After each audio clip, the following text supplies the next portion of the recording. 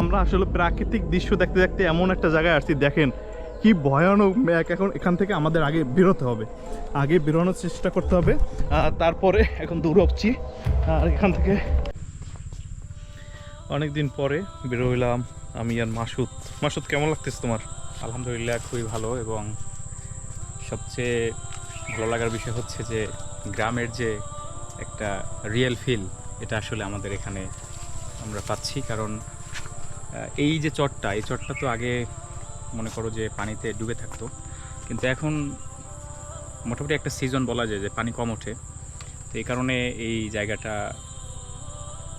এখন হাঁটার মতো উপযোগী। আল্লাহ ভরসা। এই যে গ্রামের এই যে শাঁখো পাড়ানোর যে মজা, মানে ফিল, এটাও কিন্তু একটা ফিল বলতে পারেন। এটা হয়তো মানুষ কতটুকু অসহায় হলে এরকম জায়গায় বসবাস করতে পারে। যদি একটু দেখাই আপনাদের, দেখেন এই যে জায়গা থেকে আসলে যাওয়াটা পসিবল হবে কি না, যেহেতু আমার শরীরে অনেক ভার, সেহেতু আমি এই নিচ থেকে যাওয়ার চেষ্টা করব।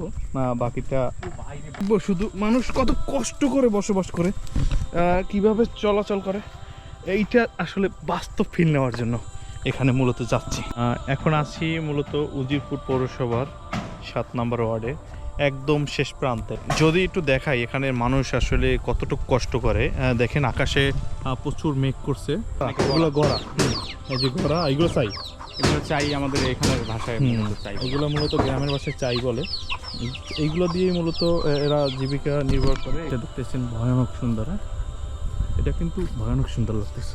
এরকম খগল পাতার ঘর আছে, এটা দেখাটা আসলেই দুষ্কর। এরকম একটি ঘর আমরা এই চরের ভিতরে এসে পেলাম। দেখাই উজিরপুর যে পানের জন্য বিখ্যাত, সেই পানের বন্দর।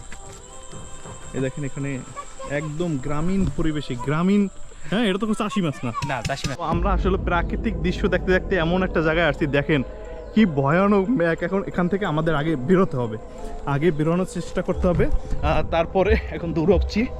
আর এখান থেকে বেরোতে হবে, মাসুদ দূর হচ্ছে। হ্যাঁ, যে কোনো সময় আমরা, হ্যাঁ।